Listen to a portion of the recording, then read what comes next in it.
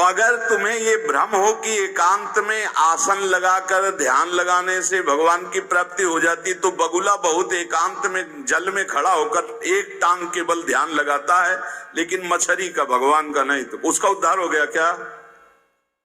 ये तुकाराम जी की बात है। अगर तुम्हें ऐसा भ्रम हो गया हो कि कोई एकांत गुफा हो, घुस जाऊं बस वहां भगवत प्राप्ति हो जाएगी, तो चूहा और सांप रात दिन बिल में रहते, इनको भगवान की प्राप्ति हो गई क्या? तुकाराम जी से जब प्रश्न किया गया कि क्या गृहस्थाश्रम में भगवान की प्राप्ति ऐसे हो जाएगी जो विरक्तों की हो जाएगी, बहुत ध्यान से सुनिए, सिद्ध संत है, वो कह रहे हैं कि पागल मत बनो, भगवान की प्राप्ति भगवान के भजन करने से होती, वो गृहस्थी में भी हो जाएगी। अगर तुमको लगता है कि वन में रहने से भगवान मिल जाते हैं, तो हिरण को मिल जाते, खरगोश को मिल जाते, बाघ को मिल जाते, सब ब्रह्म प्राप्त हो जाते। अगर तुमको लगता है कि एकांत में ध्यान लगाने से मिल जाते, तो बगुला जल में खड़ा होकर एक टांग केवल ध्यान लगाता है, लेकिन मछली आई गड्ढ से खाया फिर शांत खड़ा है, बगुला को नहीं मिला। फिर कहते हैं कि एकांत गुफा में घुसने से भगवान मिल जाते, तो चूहा और सांप बिलई में रहते हैं रात दिन, उनको भगवान मिल जाते। तो इसलिए हम तुमसे कह रहे हैं कि ये ची चपड़ की बातें छोड़ो। तुकाराम जी कह रहे हैं घर में विट्ठल का मंदिर बना, घर को ही विट्ठल का मंदिर बनाओ, ठाकुर विराजमान करो, आप सेवक हो जाओ, बढ़िया भोग लगा के पाओ, नाम कीर्तन करो, कथा वार्ता करो, अपने कर्म को भगवान को अर्पित कर दो, भगवान की प्राप्ति हो जाएगी। बहुत सहज है गृहस्थ में भगवत प्राप्ति करना।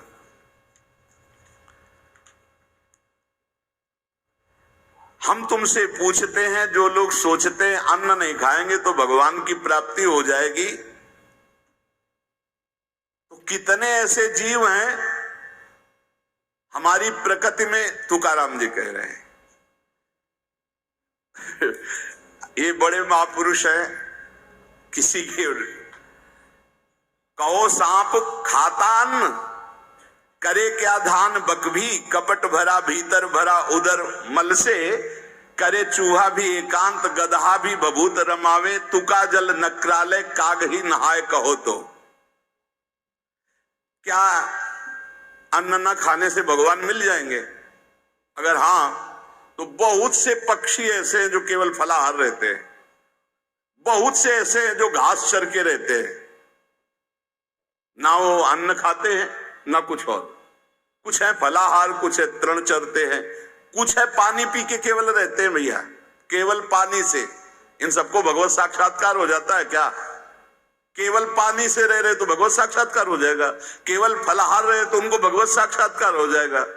तुकाराम जी कहते हैं कितने हैं वायु भक्षण करते, केवल वायु पी करके जीते हैं, भीतर कपट भरा है, बाहर ये सब छोड़ रहे हो, कुछ लाभ नहीं मिलना है। चूहा बिल में एकांत में रहता है, भगवत प्राप्ति हो गई। गदहा खूब धूल में ऐसे लौटता, धूल लगाने से तो क्या उसे भगवत प्राप्ति हो गई, महापुरुष है। जल में घड़ियाल रहता है, भगवत प्राप्ति हो गई। कौआ भी जाके गंगा स्नान करता है, जल स्नान, भगवत प्राप्ति हो गई। भैया जब तक भजन नहीं तब तक भगवत प्राप्ति नहीं, बाहरी क्रियाओं से। तुकाराम जी कह रहे हैं तुम्हारे हृदय में बुराई भरी हुई है और बाहर से साधु का वेश बनाए हो तो तुम्हें भगवत प्राप्ति हो जाएगी। अरे चाहे वायु भक्षण करो, चाहे तुम ध्यान का नाटक करो, चाहे एकांतवास करो, चाहे भस्म लेपन करो, चाहे जल में खड़े हो जाओ, चाहे जितना अनुष्ठान करो, जब तक भजन नहीं करोगे भगवान का तुम्हारी बुद्धि निर्मल होने वाली नहीं, बाहरी क्रियाओं से कोई लाभ नहीं। तुकाराम जी कह रहे हैं भक्ति मुक्ति दिलाने वाली, समस्त भव बंधनों से। रात दिन अपने प्रभु का नाम जप कर रहे, चिंतन कर रहे। एक गृहस्थ आए थे, बहुत अच्छी स्थिति, नेत्रों में नेत्र मिला के जब बात किया तो बड़ा संतोष। जब जाने लगे तो कहा 1 मिनट रुको, इसे मुख पे बड़ाई नहीं करनी चाहिए, पर आप सावधान रहना, बहुत अच्छी स्थिति, संभाल के निकल जाओ। बस उन नेत्रों से ऐसे किया, चुपचाप गंभीर मुद्रा, प्रश्न बहुत जोर का, और स्मरण में बिल्कुल तन्मयता, एक एक चेष्टा उनकी बता रही थी। बहुत बढ़िया, बाजी मार ले जाओगे, कोई तुम्हें प्रणाम नहीं करेगा, कोई दान पुण्य नहीं, कोई नमस्कार नहीं, बहुत जल्दी निकल। विरक्त भाव में रात दिन भगवान के भजन में व्यतीत करो, तभी बात बनेगी। केवल इन सब बाहरी बातों का देखो, इसीलिए खंडन किया तुकाराम जी ने। जो विरक्त अपनी देह को घृणित समझकर त्याग देता है, देह के राग का, बलमूत्र का भान क्या इसमें, वो महासुख को प्राप्त होता है। इससे ज्यादा प्यार करने की जरूरत नहीं है। जो इस देह से ज्यादा प्यार करते हैं वो सीधे नरक का रास्ता तय कर लेते हैं। बहुत संभल के चलने की जरूरत है। इस देह के राग को मिटाने के लिए ही तो भगवत मार्ग में चले, चाहे गृहस्थ हो चाहे विरक्त। तुम अपना स्वभाव बनाओ आत्म कल्याण के लिए। शरीर को ज्यादा सुख दोगे, ज्यादा सुख भोगोगे तो नरक का रास्ता पुष्ट कर देगा। और शरीर का त्याग भी नहीं करना है कि मतलब, क्योंकि शरीर के बिना भजन नहीं होगा, शरीर के बिना साधना नहीं होगी। तो उचित खिलाओ पिलाओ, उचित विश्राम और खूब भजन और सतमार्ग की चेष्टाओं की। इसको इतना भजन कराओ कि इसका भाव ही नष्ट हो जाए कि मैं शरीर हूं। तुकाराम जी कहते इसमें संदेह नहीं। वैराग्य की बातें करने से वैरागी नहीं हो जाता। जब सुंदर सुंदर भोग, सुंदर सुंदर रूपवान भोग शरीर के सामने उपस्थित और भोगने की इच्छा ना हो, उसका नाम वैराग्य है। बातें करने वाले वैराग्य की तो करते रहते हो, जब सामने प्रश्न आता है तो उत्तर नहीं दे पाते, अर्थात भोग आता है तो उन्हीं में लिप्त हो जाते, उन्हें वैरागी नहीं कहते।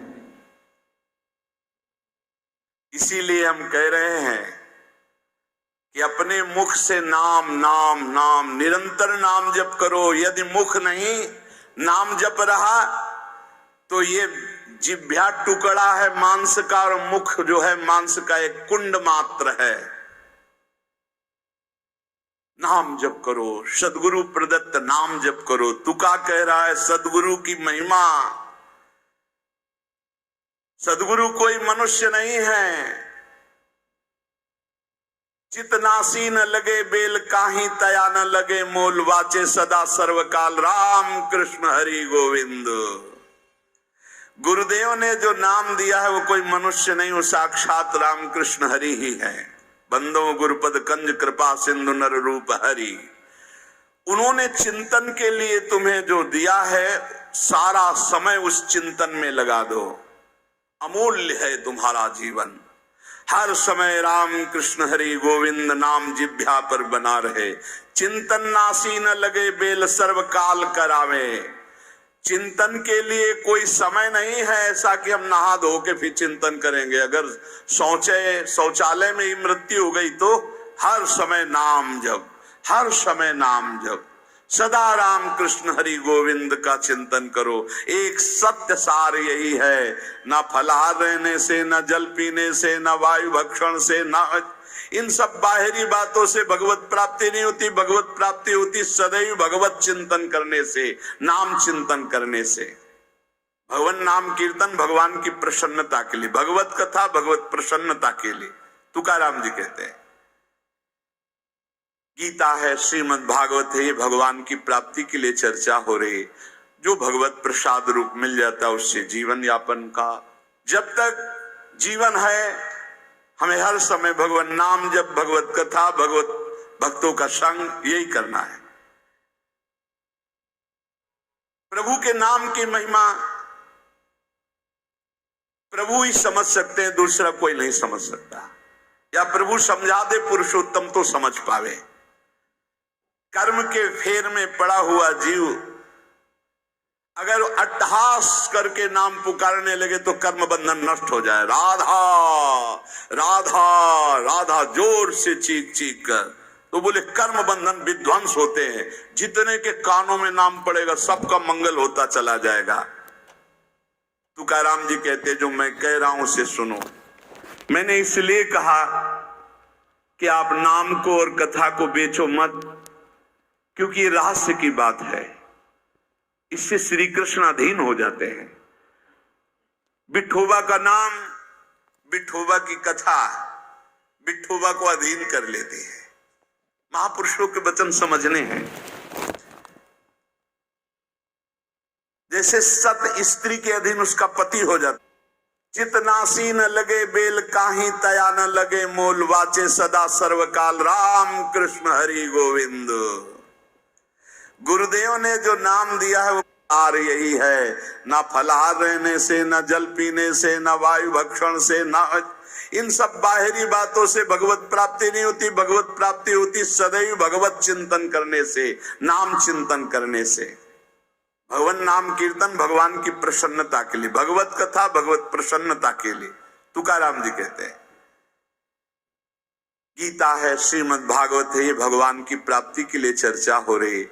जो भगवत प्रसाद रूप मिल जाता है उससे जीवन यापन का, जब तक जीवन है हमें हर समय भगवान नाम जब भगवत कथा भगवत भक्तों का संग यही करना है। प्रभु के नाम की महिमा